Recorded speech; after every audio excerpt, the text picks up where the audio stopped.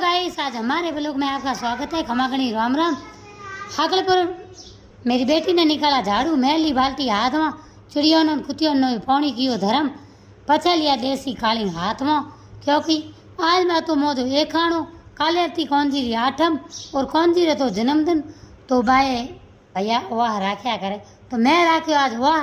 तो हमें मार में वाह हमें कौम न करो फुटो, हमें एक खाने छोड़ने की करो तैयारी। तो मैं फटाफट बोटिया खाली बघारियो हाग और आखा धोना और लसन नाखने की सब्जी में थोड़ा स्वाद बढ़िया करे, तो मैं आखा धोना कूटिया और लसन छोले नाके सब्जी बनाई टकाटक।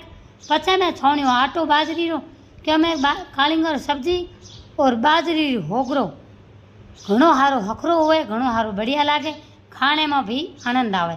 तो मैं फटाफट बनाए रोटे, जो थे हाथ यहाँ फुरता देखो जो मैं भाई वो रोटे बनाए कूड़ बोलो को रोटा बनाए मैं घंटे में और वीडियो बनाई गया मिनटों में, क्योंकि टाबरो कहो हमें फटाफट कर मम्मी तो दे रेखाणु तू राखे के मोह में खाना रहे कौन, मोर पेट में दौड़े ऊंधरा मोह न घात रोटी।